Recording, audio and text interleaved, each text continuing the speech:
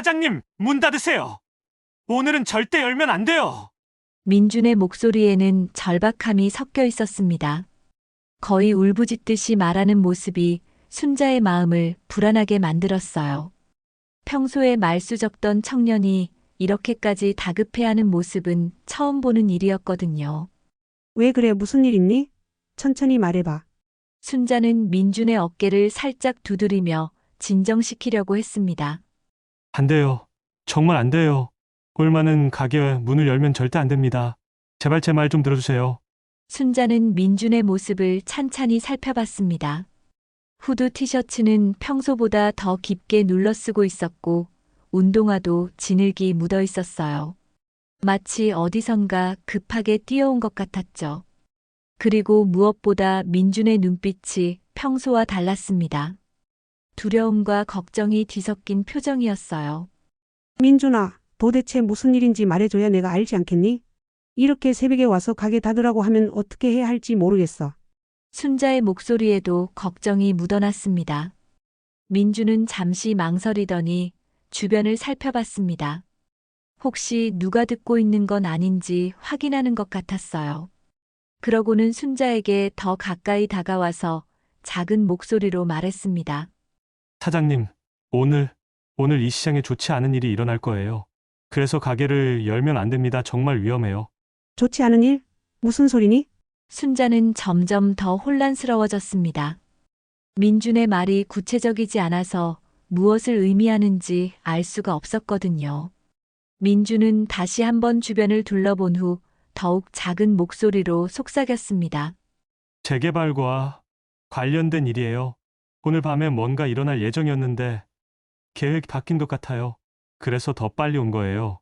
순자의 가슴이 두근거리기 시작했습니다.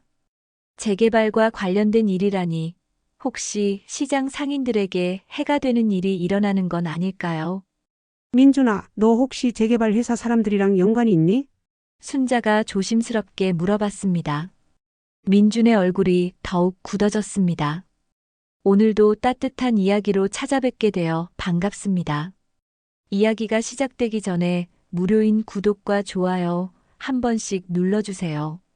새벽 5시 인천 동래시장 끝자락에서 가장 먼저 불이 켜지는 곳이 있습니다. 순자순 대국이라는 작은 간판 아래 옥순자 할머니가 오늘도 어김없이 알루미늄 가마솥 뚜껑을 엽니다. 하얀 김이 모락모락 피어오르면서 진한 사골 국물 냄새가 가게 안을 가득 채우죠.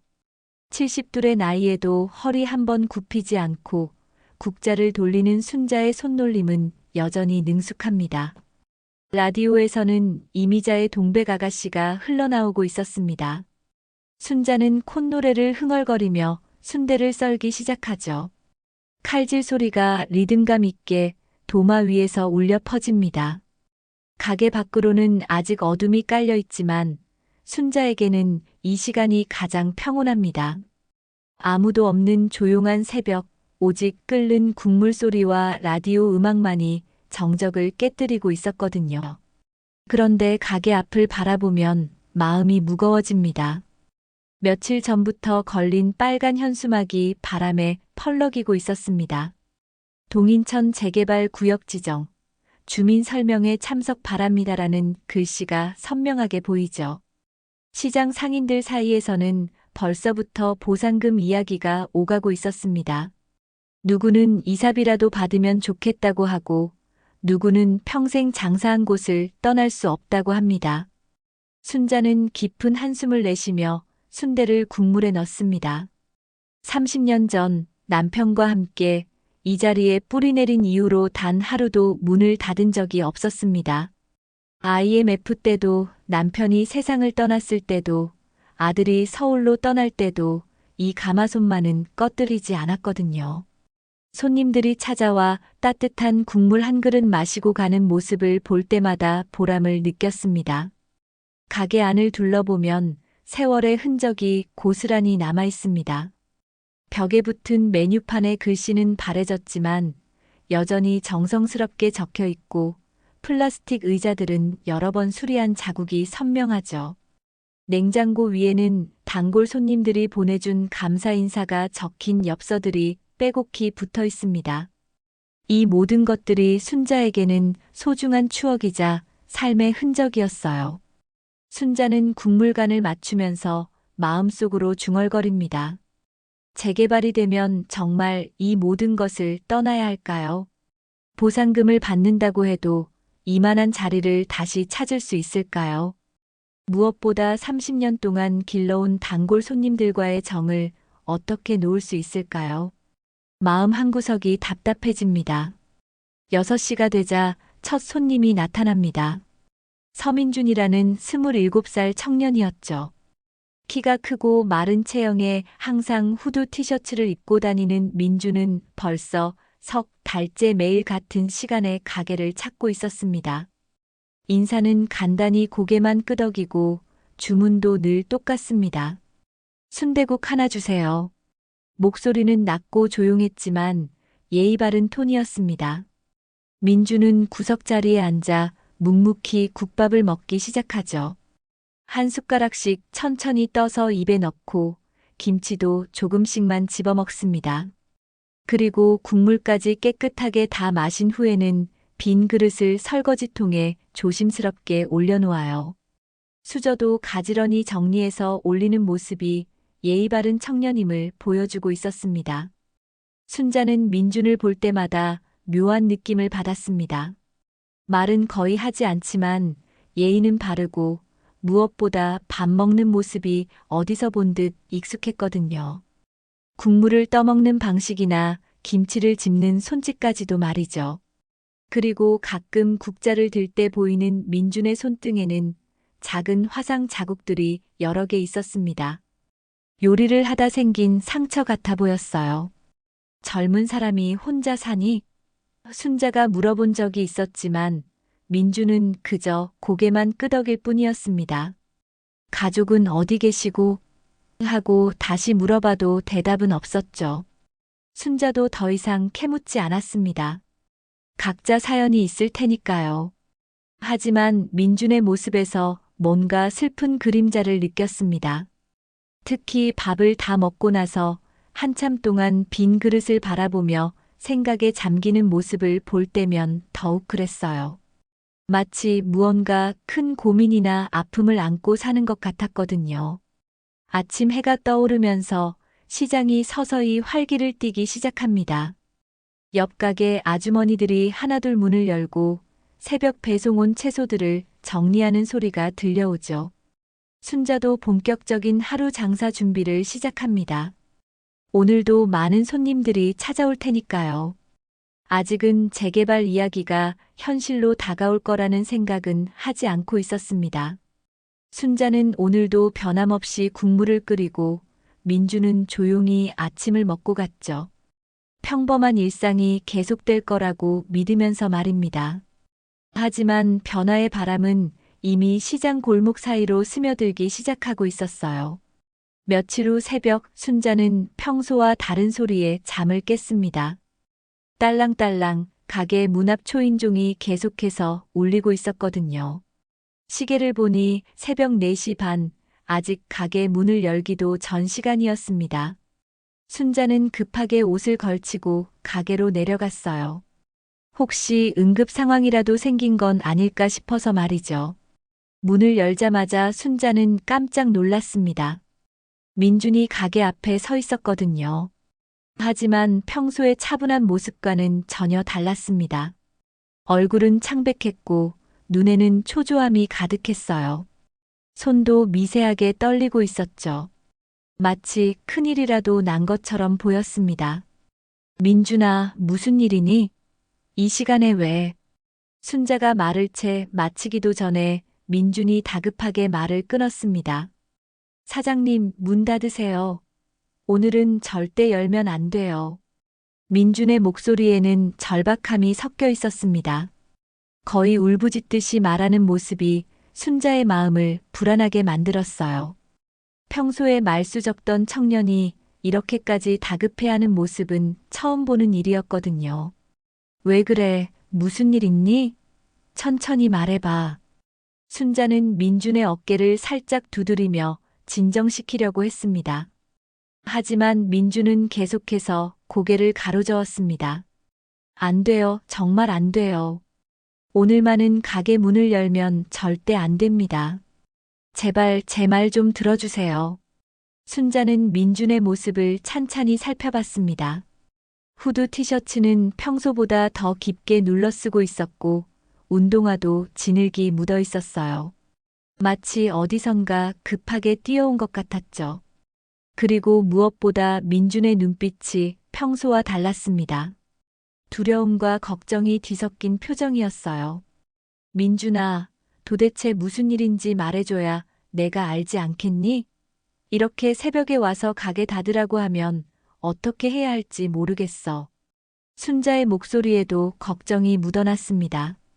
민준은 잠시 망설이더니 주변을 살펴봤습니다. 혹시 누가 듣고 있는 건 아닌지 확인하는 것 같았어요. 그러고는 순자에게 더 가까이 다가와서 작은 목소리로 말했습니다. 사장님, 오늘 이 시장에 좋지 않은 일이 일어날 거예요. 그래서 가게를 열면 안 됩니다. 정말 위험해요. 좋지 않은 일? 무슨 소리니? 순자는 점점 더 혼란스러워졌습니다. 민준의 말이 구체적이지 않아서 무엇을 의미하는지 알 수가 없었거든요. 민준은 다시 한번 주변을 둘러본 후 더욱 작은 목소리로 속삭였습니다. 재개발, 그것과 관련된 일이에요. 오늘 밤에 뭔가 일어날 예정이었는데 계획이 바뀐 것 같아요. 그래서 더 빨리 온 거예요. 순자의 가슴이 두근거리기 시작했습니다. 재개발과 관련된 일이라니 혹시 시장 상인들에게 해가 되는 일이 일어나는 건 아닐까요? 며칠 전부터 재개발 이야기가 나오면서 상인들 사이에서도 의견이 분분했거든요. 찬성하는 사람들도 있고 반대하는 사람들도 있었죠. 민준아, 너 혹시 재개발 회사 사람들이랑 연관이 있니? 순자가 조심스럽게 물어봤습니다. 민준의 얼굴이 더욱 굳어졌습니다. 한참 동안 말없이 서 있더니 결국 작게 고개를 끄덕였어요. 예, 그렇습니다.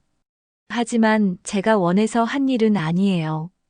어쩔 수 없는 상황이었어요. 순자는 민준의 고백에 충격을 받았습니다.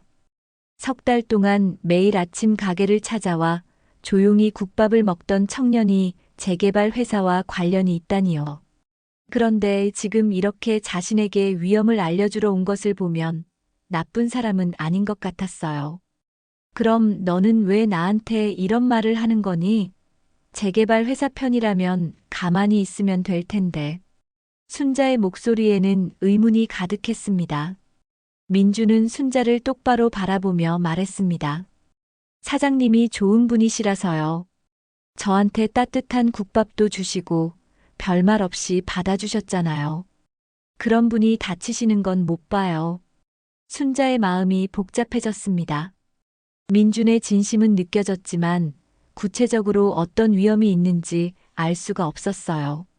그리고 무엇보다 30년 동안 한 번도 문을 닫아본 적이 없는 가게를 하루 종일 닫고 있을 수는 없었거든요. 민준아, 고마운 건 알겠는데 내가 하루 가게를 안 열면 단골 손님들이 얼마나 걱정하겠니? 그리고 구체적으로 어떤 일이 일어날 건지도 모르는데 어떻게 문을 닫고 있어? 민준의 표정이 더욱 절망적으로 변했습니다. 사장님, 정말 위험해요. 제발 제 말만 믿어주세요. 오늘 하루만이라도요. 그때 멀리서 발소리가 들려왔습니다. 민준은 깜짝 놀라며 뒤를 돌아봤어요. 하지만 아무도 보이지 않았죠. 그럼에도 민준의 긴장감은 더욱 높아졌습니다. 사장님, 저는 이제 가봐야 해요. 하지만 정말 조심하세요. 그리고 민준이 말을 멈추고 잠시 망설이더니 마지막으로 한마디 더 했습니다. 만약 정말 위험한 상황이 생기면 뒷문으로 나가세요. 절대 정문 쪽으로는 가면 안 됩니다. 그 말을 남기고 민준은 급하게 사라졌습니다. 순자는 멍하니 서서 민준이 사라진 방향을 바라봤어요. 새벽 공기가 차갑게 느껴졌고 마음 한구석에는 불안함이 자리 잡았습니다. 과연 오늘 정말 무슨 일이 일어나는 걸까요? 민준이 떠나고 난 후 순자는 한동안 가게 앞에 서 있었습니다. 새벽 공기가 차갑게 스며들었지만 민준의 말이 계속 머릿속을 맴돌았거든요. 재개발과 관련된 위험한 일이라니 도대체 무슨 일이 일어나려는 걸까요? 하지만 30년 동안 한 번도 거르지 않고 연각의 문을 오늘만 닫고 있을 수는 없었습니다. 순자는 마음을 다잡고 가마솥에 불을 켰습니다. 국물이 끓기 시작하면서 김이 모락모락 피어올랐어요. 평소와 똑같은 일상이지만 왠지 모르게 마음이 무겁습니다. 민준의 절박했던 표정이 자꾸만 떠올랐거든요. 6시가 되었지만 민준은 나타나지 않았습니다. 3달 동안 한 번도 빠뜨리지 않고 찾아왔던 그가 오늘은 오지 않는군요. 순자는 괜히 민준이 앉던 구석 자리를 바라봤습니다. 빈 테이블이 유난히 쓸쓸해 보였어요. 대신 첫 번째 손님으로 시장 내 생선가게 사장인 김대철이 들어왔습니다. 50대 중반의 건장한 체구에 굵은 목소리를 가진 대철은 시장 상인회에서도 목소리가 큰 사람이었어요. 평소에는 아침 일찍 생선가게 문을 여는데 오늘은 왜 이렇게 일찍 순자 가게에 온 걸까요? 순자 사장, 아침부터 고생이 많으네. 대철이 자리에 앉으며 말했습니다. 하지만 평소의 호탕한 목소리와는 달리 어딘지 어색한 느낌이 있었어요. 대철 씨, 일찍 왔네요. 생선가게는 안 열어도 되나요? 순자가 물어보며 순대국을 내왔습니다. 아, 오늘은 좀 늦게 열려고 해요. 그보다 순자 사장, 재개발 이야기 들었지요? 대철의 목소리에 미묘한 무언가가 섞여 있었습니다. 순자는 국자를 놓고 대철을 바라봤습니다. 네, 들었어요. 그런데 아직 확정된 건 아니잖아요. 대철은 국물을 한 숟가락 떠 마시더니 천천히 고개를 가로저었습니다. 순자 사장, 이미 다 결정된 일이에요. 우리가 어떻게 할 수 있는 일이 아니라고요. 그렇다고 해도 쉽게 포기할 수는 없어요. 여기가 제 평생이잖아요. 순자의 목소리에는 굳은 의지가 담겨 있었습니다. 대철이 잠시 순자를 바라보더니 말했습니다. 순자 사장, 혹시 요즘 이상한 손님 없었어요? 뭔가 수상해 보이는 사람 말이에요. 순자의 가슴이 뛰기 시작했습니다. 혹시 민준을 의미하는 걸까요? 수상한 손님이요? 왜 그런 걸 물어보세요? 아, 그냥요.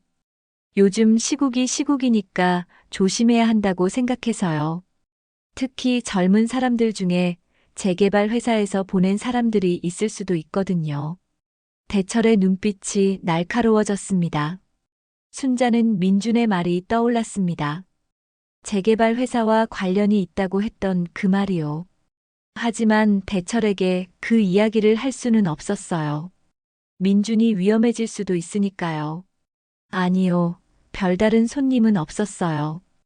다 단골들이고요. 순자는 최대한 자연스럽게 대답했습니다. 대철은 고개를 끄덕이며 국밥을 계속 먹었습니다. 하지만 평소보다 말이 많았어요. 재개발 이야기를 계속 꺼내면서 순자의 반응을 살피는 것 같았거든요. 순자 사장, 사실 재개발되면 나쁠 것만은 아니에요. 보상금도 받고 새로운 곳에서 다시 시작할 수도 있고요. 대철이 넌지시 말했습니다. 대철 씨는 찬성하시는 거예요? 순자가 물어봤습니다. 글쎄요. 반대한다고 막을 수 있는 일도 아니고 그럴 바에는 좋은 조건으로 협상하는 게 낫지 않을까 싶어요. 순자는 대철의 말에서 뭔가 이상함을 느꼈습니다. 평소 시장을 아끼던 대철이 이렇게 쉽게 재개발에 찬성할 리가 없었거든요. 분명 다른 이유가 있을 것 같았어요. 그때 가게 밖에서 발소리가 들렸습니다. 순자가 문 쪽을 바라보니 정장을 입은 두 남자가 가게 앞을 지나가고 있었어요. 하지만 그냥 지나가는 게 아니라 가게 안을 유심히 들여다보고 있었죠. 대철이 그들을 보더니 급하게 국밥을 다 비우고 일어섰습니다. 순자 사장, 저는 가봐야겠어요. 생선가게도 열어야 하고요. 벌써 가세요? 다 못 드셨는데. 순자가 말했지만 대철은 이미 계산을 하고 나가고 있었습니다.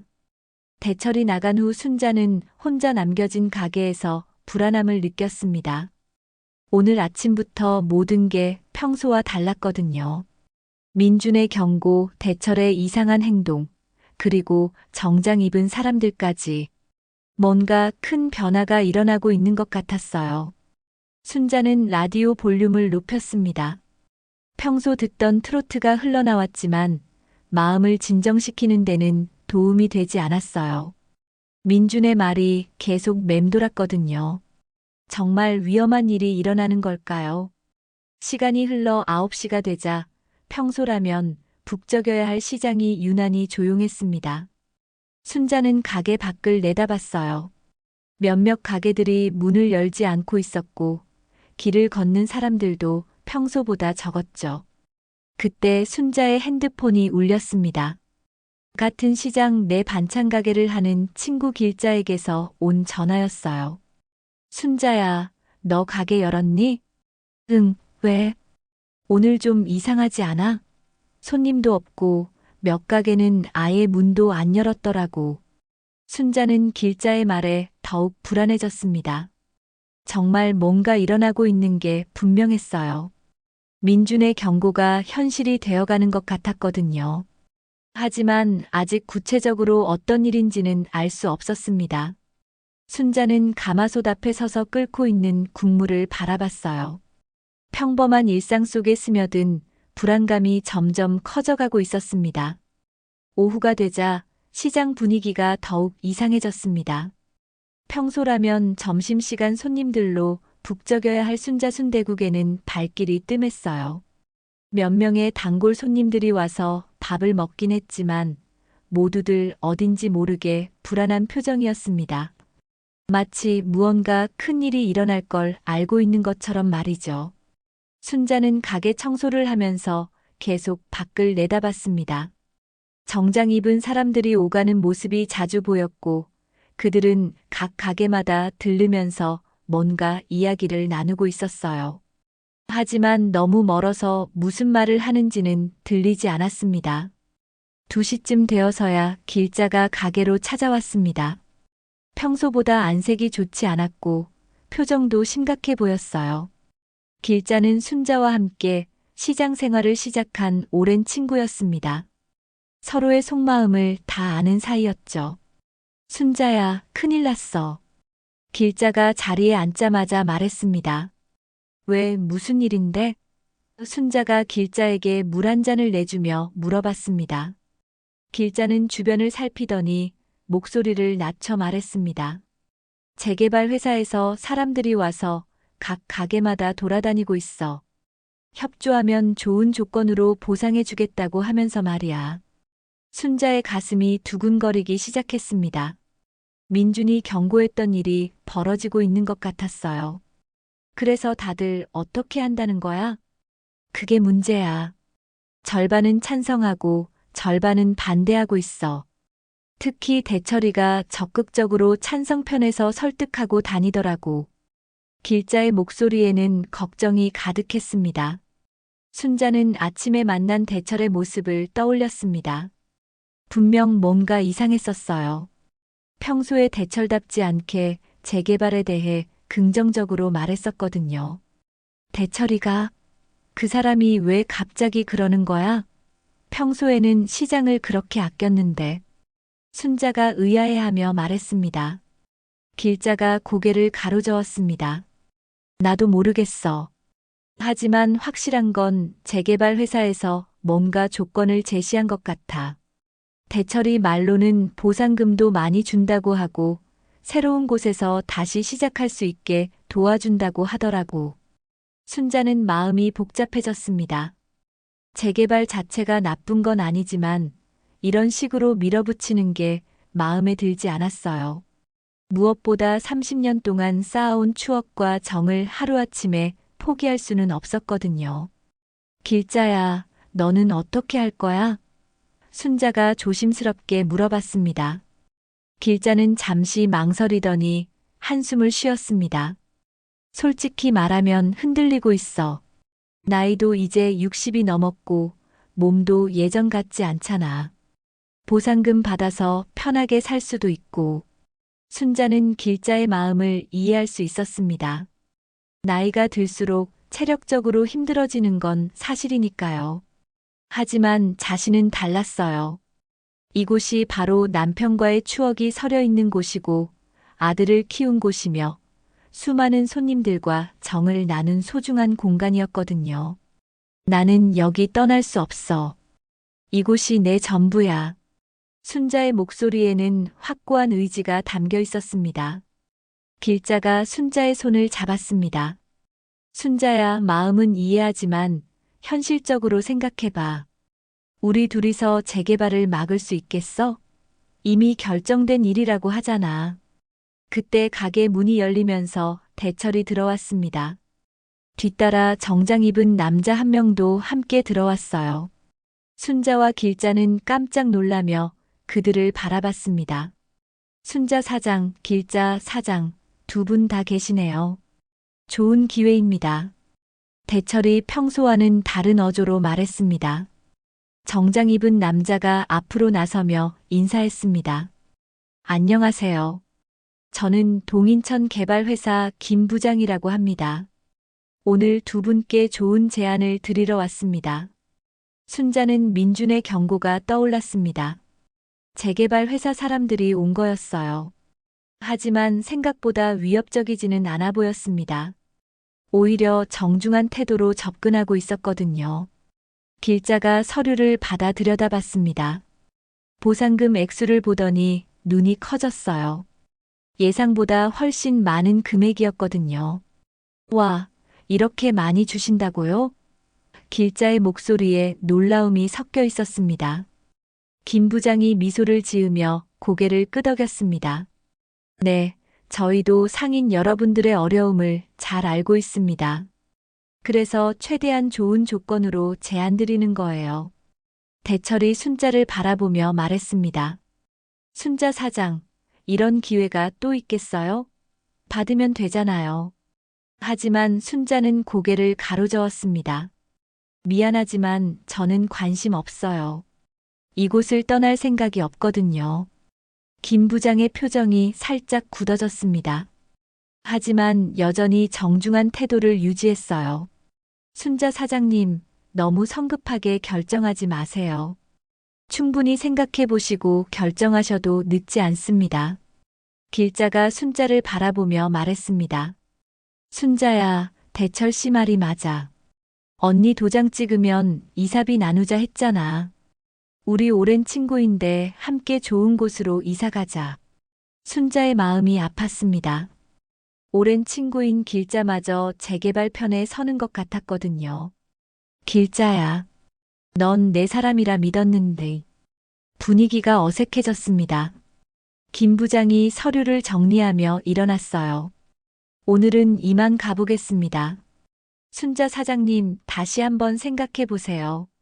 내일 다시 찾아뵙겠습니다. 그들이 떠난 후 순자와 길자는 한동안 말없이 앉아 있었습니다. 30년 우정이 흔들리는 순간이었어요. 순자는 혼자 남겨진 기분이었습니다. 과연 이 상황을 어떻게 헤쳐나가야 할까요? 그날 밤 순자는 잠을 이룰 수 없었습니다. 길자와의 어색한 이별, 대철의 변한 모습, 그리고 재개발 회사의 압박까지. 모든 것이 한꺼번에 몰려와 마음을 무겁게 짓누르고 있었어요. 창문 너머로 보이는 시장 골목도 평소보다 어둡고 쓸쓸해 보였습니다.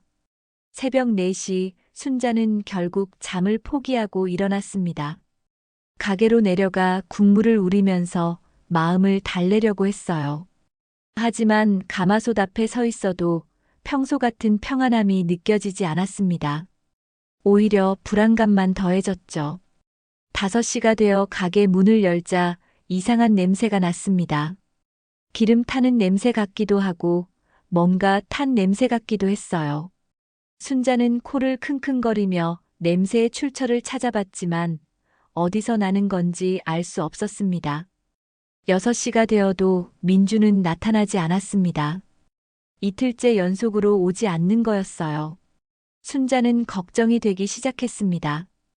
혹시 재개발 회사 사람들 때문에 위험한 상황에 처한 건 아닐까요?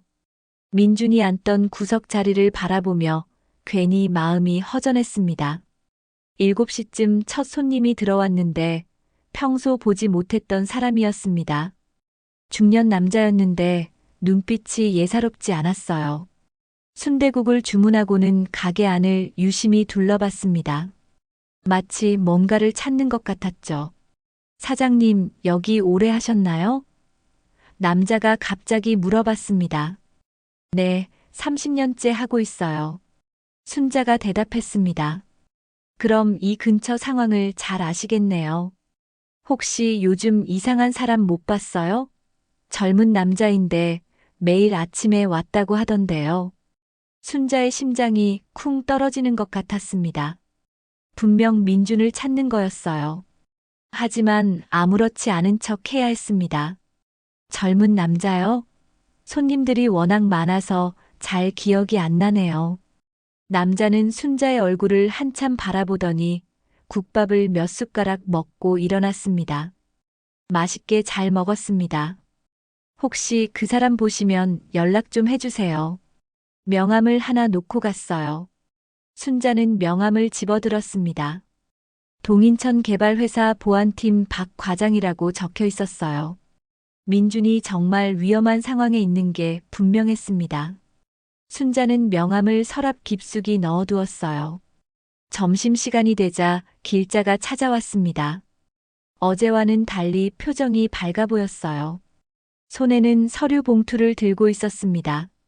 순자야, 나 결정했어. 길자가 자리에 앉으며 말했습니다. 뭘 결정했는데? 순자가 물어봤지만 이미 답을 알고 있었어요. 재개발 동의서에 도장 찍었어.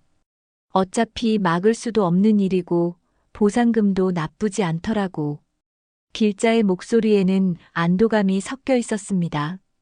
순자는 아무 말하지 않고 국물만 저었습니다. 마음은 아팠지만 길자를 탓할 수는 없었어요. 각자 처한 상황이 다르니까요. 순자야, 너도 한 번 더 생각해봐.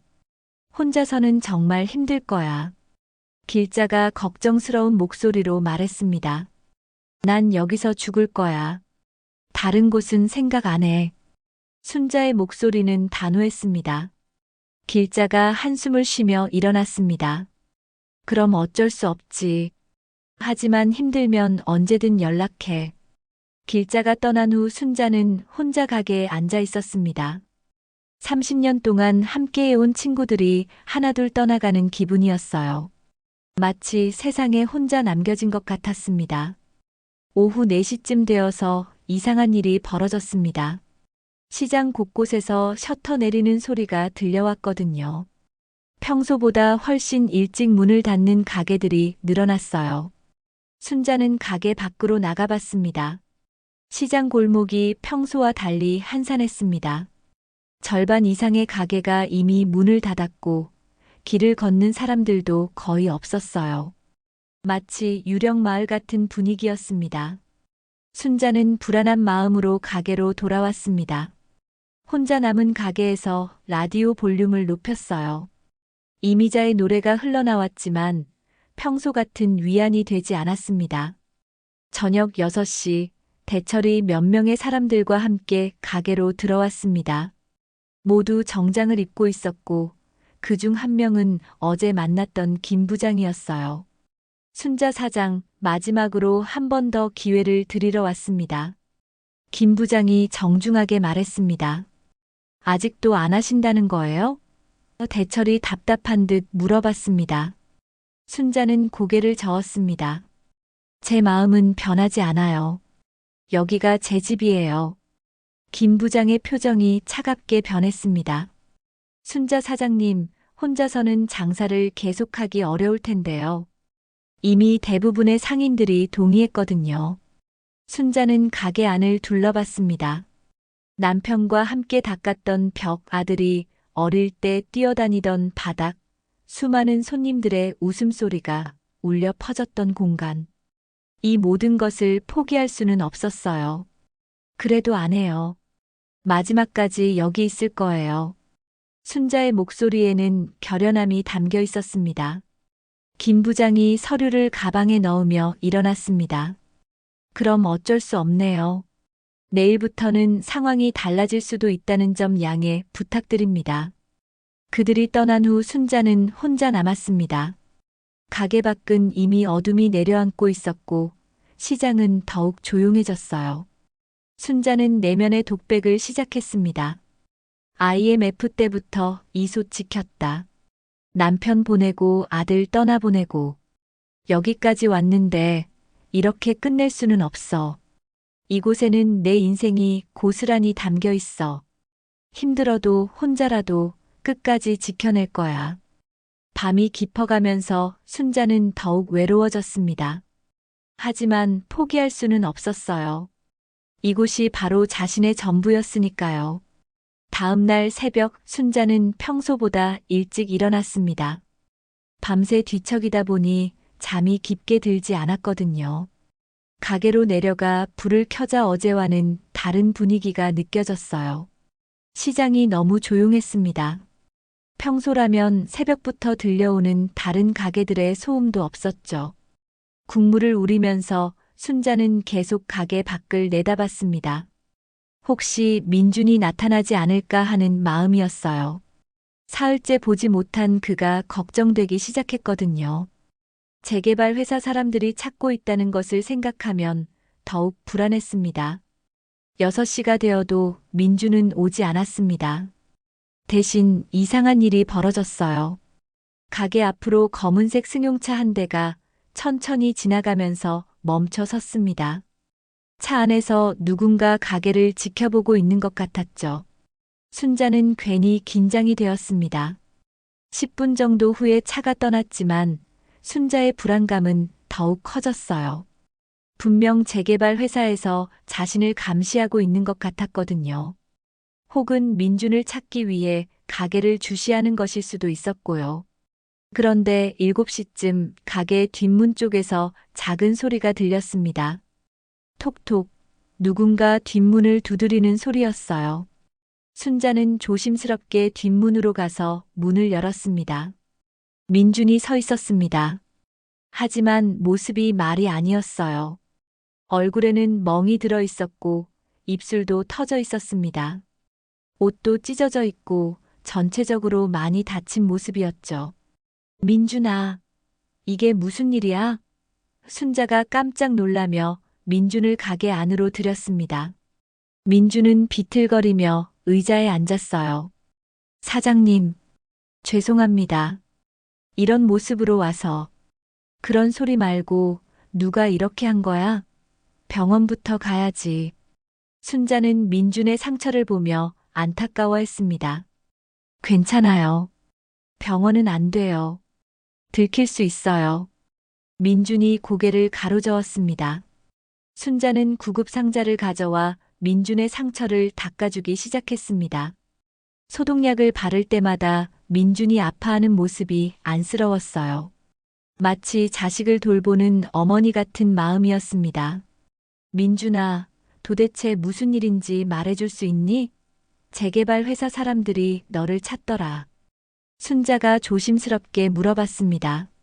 민준은 한참 동안 말이 없었습니다. 그러다가 천천히 입을 열었어요. 사장님, 제가 거기 밑에서 일했습니다. 그래서 오늘은 제가 막아야 합니다. 순자는 민준의 고백에 놀랐지만 더 이상 캐묻지는 않았어요. 대신 따뜻한 국물을 끓여서 민준에게 주었습니다. 민준은 국물을 한 숟가락씩 조심스럽게 마셨죠. 사장님, 제가 왜 매일 여기 왔는지 아세요? 민준이 갑자기 물어봤습니다. 순자는 고개를 저었습니다. 왜? 민주는 주머니에서 작은 것을 하나 꺼냈습니다. 낡은 아기용 숟가락이었어요. 은색이었지만 오래되어서 많이 변색되어 있었습니다. 이거 어디서 본 것 같은데? 순자가 숟가락을 받아들며 중얼거렸습니다. 민준의 눈에 눈물이 맺히기 시작했습니다. 사장님, 이거 기억하세요? 2001년 봄에요. 순자의 손이 떨리기 시작했습니다. 2001년 봄. 그때 무슨 일이 있었는지 천천히 기억이 되살아났어요. 준. 혹시 너가? 순자의 목소리도 떨렸습니다. 민준이 고개를 끄덕였습니다. 네, 저예요. 그때 사장님이 구해주신. 순자는 민준을 꽉 끌어안았습니다. 눈물이 주르륵 흘러내렸어요. 20여 년 전 그 비 오는 날의 기억이 생생하게 떠올랐거든요. 2001년 봄 준. 비가 억수로 오던 날이요. 가게 문 앞에 보자기 하나가 놓여 있었어. 그 안에 너무 작은 아기가 있었지. 울음소리도 없이 조용히 누워 있더라고. 순자가 떨리는 목소리로 말했습니다. 민준도 눈물을 흘리며 들었습니다. 그때 보자기 안에 편지가 하나 있었죠. 이 아이를 부탁합니다라고만 적혀 있었고, 남은 건 이 숟가락뿐이었어. 너를 두고 간 사람이 마지막으로 남겨둔 거였겠지. 순자가 숟가락을 쓰다듬으며 말했습니다. 순자는 그때를 회상했습니다. 갓난아기였던 민준을 어떻게든 키우려고 했지만 경제적으로 너무 어려웠어요. 남편이 병으로 쓰러진 직후였고 가게 사정도 좋지 않았거든요. 결국 아이는 고아원으로 보낼 수밖에 없었습니다. 미안해, 준아. 그때 키우지 못해서 정말 미안해. 순자가 민준의 손을 잡으며 사과했습니다. 아니에요, 사장님. 사장님 덕분에 살 수 있었어요. 고아원에서도 이 숟가락만은 끝까지 간직했거든요. 사장님이 저를 사랑했다는 증거니까요. 민준이 눈물을 닦으며 말했습니다. 순자는 이제야 모든 것이 이해되었습니다. 민준이 왜 매일 같은 시간에 와서 국밥을 먹었는지, 왜 그렇게 예의 바르게 행동했는지, 왜 자신을 고호하려고 했는지 말이죠. 그런데 왜 재개발 회사에서 일하게 된 거야? 순자가 물어봤습니다. 민준이 고개를 숙였습니다. 고아원 나온 후 갈 곳이 없었어요. 그때 그들이 일자리를 제공해줬거든요. 하지만 나쁜 일이라는 걸 나중에 알았어요. 그래서 사장님을 보호하려고. 순자는 민준을 다시 한번 끌어안았습니다. 고생 많았구나, 준아. 이제 괜찮아. 엄마가 지켜줄게. 민준이 처음으로 활짝 웃었습니다. 엄마. 오랫동안 부르고 싶었던 말이에요. 순자와 민준은 오랫동안 서로를 끌어안고 있었습니다. 20여 년 만의 재회였고 진짜 가족을 다시 찾은 순간이었어요. 가게 안에는 따뜻한 기운이 감돌았고 모든 어려움도 이겨낼 수 있을 것 같았습니다. 다음 날 아침 일찍 순자와 민준은 함께 가게 문을 열었습니다. 민준의 상처는 많이 나아졌지만 여전히 얼굴에는 멍 자국이 남아 있었어요. 하지만 표정만큼은 어제보다 훨씬 밝아 보였습니다. 엄마, 오늘은 제가 국물 끓일게요. 민준이 앞치마를 두르며 말했습니다. 순자는 민준이 엄마라고 부르는 소리를 들을 때마다 가슴이 벅찼어요. 20여 년 만에 되찾은 아들이었거든요. 민준의 손놀림을 보니 요리 실력이 제법 좋았습니다. 역시 자신의 아들답다는 생각이 들었죠. 그런데 9시쯤 되자 가게 앞으로 사람들이 몰려오기 시작했습니다. 대처를 비롯해서 재개발 찬성파 상인들과 정장 입은 회사 사람들이었어요. 모두 심각한 표정을 하고 있었습니다. 준아, 뒷문으로 나가. 순자가 민준에게 작은 목소리로 말했습니다. 하지만 민준은 고개를 저었어요. 아니에요, 엄마. 이번에는 제가 엄마를 지킬 거예요. 가게 문이 열리면서 김 부장이 들어왔습니다. 뒤따라 대철과 몇몇 상인들도 들어왔어요. 평소 친했던 사람들이었는데 오늘은 적처럼 느껴졌습니다. 순자 사장님, 마지막 통보입니다. 김 부장이 냉정한 목소리로 말했습니다. 오늘까지 동의하지 않으시면 강제로 진행할 수밖에 없습니다. 순자는 가마솥 앞에 서서 김 부장을 바라봤습니다. 강제로요? 그게 무슨 말인가요? 대철이 앞으로 나서며 말했습니다. 순자 사장, 이제 그만해요.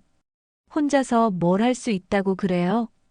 그때 민준이 순자 앞으로 나섰습니다. 사장님을 괴롭히지 마세요.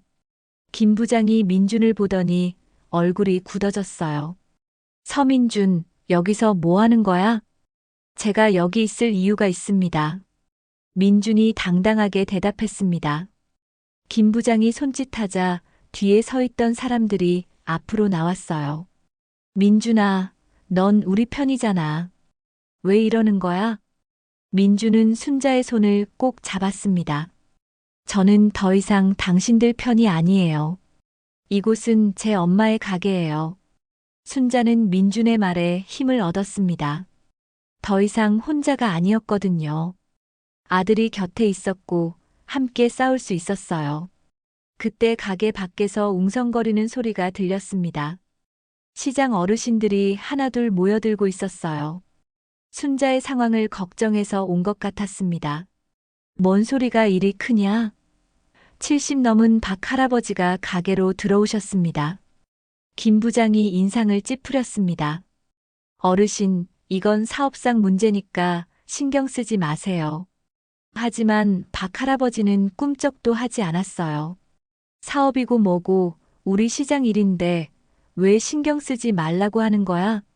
더 많은 어르신들이 가게로 들어오셨습니다. 평소 순자의 국밥을 먹던 단골 손님들이었어요. 모두들 순자를 걱정하는 마음으로 온 거였습니다. 순자는 용기를 냈습니다. 이제는 말할 때가 왔어요. 대철 씨, 내 가게에 불 지르려 했지? 대철의 얼굴이 새파랗게 변했습니다. 무슨 소리야? 시장 어르신들, 내가 30년 동안 가마솥 지킨 거 다 보셨지라. 순자의 목소리에는 떨림이 없었습니다. 어르신들이 고개를 끄덕이셨어요. 순자의 성실함을 모르는 사람이 없었거든요. 민준이 앞으로 나서며 말했습니다. 재개발 회사에서는 협조하지 않는 상인들의 가게에 불을 내려고 했어요. 제가 그 계획을 알고 막았습니다. 김 부장이 당황하며 말했습니다. 무슨 근거로 그런 소리를? 증거가 있어요. 민준이 핸드폰을 꺼내 보여줬습니다. 녹음 파일이 있습니다. 가게 안이 조용해졌습니다. 김 부장과 대철의 얼굴이 점점 굳어졌어요. 박 할아버지가 화를 내시며 말했습니다. 이런 나쁜 놈들, 사람 가게에 불을 지르려고 했다고? 다른 어르신들도 분노하기 시작했어요. 그럼 우리가 가만히 있을 줄 알았어? 김 부장이 황급히 후퇴하려 했지만 이미 늦었습니다. 시장 어르신들이 가게 입구를 막고 서 계셨거든요. 순자가 당당하게 말했습니다. 나는 여기 떠날 생각 없어요. 우리 아들도 찾았고 이제 더욱 힘이 나거든요. 민준이 순자의 어깨에 손을 올렸습니다. 엄마, 저도 여기서 함께 할 거예요. 우리 가게 지키는 거죠. 어르신들이 박수를 치셨어요. 잘했다, 순자야. 우리가 다 응원한다. 김 부장은 결국 포기할 수밖에 없었습니다. 이 문제는 여기서 끝이 아닙니다. 그럼 법정에서 봅시다. 순자가 담담하게 말했습니다. 30년 동안 성실하게 장사한 사람을 이렇게 몰아내려고 하는 게 옳은지 판단받아 보죠. 김 부장과 재개발 회사 사람들이 물러갔습니다. 대철도 어쩔 수 없이 따라 나갔어요. 가게 안에는 순자와 민준, 그리고 따뜻한 마음으로 도와준 어르신들만 남았습니다. 순자야, 수고했다. 우리가 있는데 뭘 걱정해. 박 할아버지가 순자의 손을 잡으셨습니다. 순자는 눈물이 났습니다. 혼자가 아니었어요. 아들도 있고 시장 식구들도 있었거든요. 이제 정말 이겨낼 수 있을 것 같았습니다. 그로부터 석 달이 흘렀습니다. 재개발 회사는 결국 시장 전체를 밀어붙이는 것을 포기했어요. 시장 어르신들과 언론의 관심이 높아지면서 무리한 개발보다는 상생하는 방향으로 방향을 틀었거든요. 일부 노후화된 건물만 보수하고 기존 상인들은 그대로 영업을 계속할 수 있게 되었습니다. 순자는 여전히 새벽 5시면 가마솥에 불을 켰습니다. 하지만 이제는 혼자가 아니었어요. 민준이 함께 국물을 우리고 순대를 썰고 손님을 맞이했습니다. 모자가 함께 일하는 모습이 얼마나 보기 좋던지 단골 손님들이 자주 감탄하곤 했어요. 사장님, 아드님 닮았어요. 국 끓이는 솜씨가 똑같더라고. 박 할아버지가 아침 국밥을 드시며 웃으셨습니다. 순자는 뿌듯한 마음으로 민준을 바라봤습니다. 20여 년 만에 되찾은 아들이지만 마치 평생 함께 살아온 것처럼 자연스러웠어요. 민준도 요리에 대한 재능이 있어서 금세 모든 것을 익혔습니다. 어느 날 아침 순자는 중요한 결정을 했습니다. 가게 이름을 바꾸기로 한 거였어요. 순자순 대국에서 순자밥상 사랑방으로 말이죠. 단순히 국밥만 파는 곳이 아니라 사람들이 모여 정을 나누는 공간으로 만들고 싶었거든요. 엄마, 정말 좋은 생각이에요. 이곳이 그냥 가게가 아니라 마을 사람들의 쉼터 같은 곳이 되는 거네요. 민준이 새 간판을 달면서 말했습니다. 간판을 다는 날 시장 상인들이 모두 축하하러 왔어요. 길자도 왔습니다. 재개발 동의서에 도장을 찍었던 일로 한동안 어색했지만 결국 화해했거든요. 어쨌든 오랜 친구였으니까요. 순자야, 미안했어. 그때 너무 겁이 났나 봐. 길자가 순자의 손을 잡으며 사과했습니다. 무슨 소리야. 각자 처한 상황이 달랐는데 뭘 미안해해. 순자가 길자를 꼭 껴안았습니다. 새로운 가게에는 특별한 것이 하나 있었습니다. 벽 한쪽에 작은 액자가 걸려 있었어요. 2001년 봄 준이라고 적힌 글씨 아래 낡은 아기 숟가락이 곱게 놓여 있었습니다. 순자와 민준을 이어준 소중한 물건이었거든요. 저 숟가락이 뭐예요? 새로운 손님이 물어보면 순자는 항상 같은 대답을 했습니다. 가족의 증거예요. 아무리 멀리 떨어져 있어도, 아무리 오랜 시간이 흘러도 가족은 다시 만나게 되어 있어요. 민준도 그 이야기를 들을 때마다 가슴이 따뜻해졌습니다. 자신을 버린 게 아니라 사랑했기 때문에 보낸 거라는 걸 이제는 이해할 수 있었거든요. 어느 오후 특별한 손님이 찾아왔습니다. 서울에서 일하는 순자의 친아들 기호였어요. 민준의 존재를 알고 급히 내려온 거였습니다.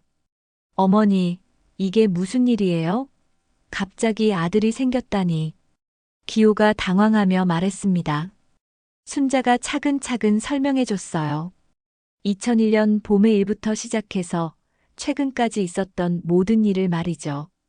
기호는 처음에는 어색해했지만 민준과 이야기를 나누면서 점점 마음을 열었습니다. 형이라고 불러도 될까? 민준이 조심스럽게 물어봤습니다. 기호가 웃으면서 대답했어요. 그럼 동생아, 앞으로 잘 부탁해. 가족이 완성되는 순간이었습니다. 순자는 두 아들을 바라보며 눈물을 흘렸어요. 이보다 더 행복할 수는 없을 것 같았거든요. 그날 저녁 순자와 민준은 함께 가게 정리를 했습니다. 민준이 설거지를 하고 순자가 내일 쓸 재료를 준비했어요. 자연스러운 호흡이었습니다. 엄마, 제가 여기 와서 정말 다행이에요. 민준이 그릇을 닦으며 말했습니다. 나도야, 준아. 너 때문에 이 가게가 더 의미 있어졌어. 순자가 민준의 어깨를 토닥였습니다. 밤이 깊어가면서 가게는 조용해졌지만 두 사람의 마음은 따뜻했어요. 내일도 새벽 5시면 가마솥에 불을 켜고 손님들을 맞이할 거였습니다. 이제는 단순한 장사가 아니라 사랑을 나누는 일이었거든요. 민준아, 오늘은 제가 끓일게요. 다음 날 아침 순자가 말했습니다. 사장님, 아니, 어머니, 오늘은 제가 끓일게요. 민준이 웃으며 대답했습니다. 순자가 미소를 지었습니다. 그래, 준아.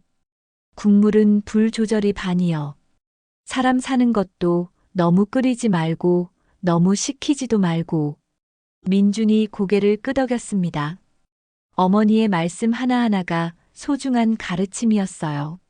새로운 하루가 시작되었습니다. 순자밥상 사랑방에서는 오늘도 따뜻한 국물이 끓고 있었고 모자가 함께 손님들을 맞이했어요. 가게 문은 언젠가 닫힐 수도 있지만 사랑으로 끓인 밥은 영원히 계속될 것이었습니다. 액자 속 아기 숟가락이 햇살에 반짝였습니다. 마치 이 모든 이야기를 축복하는 것 같았어요. 가족의 사랑과 이웃의 정이 가득한 작은 가게에서 새로운 이야기가 또 시작되고 있었습니다. 오늘도 저희 채널을 찾아주신 여러분께 진심으로 감사드립니다. 이야기가 마음에 드신다면 무료인 구독과 좋아요 버튼을 눌러주시고 댓글로 여러분의 소중한 인생 이야기도 들려주세요.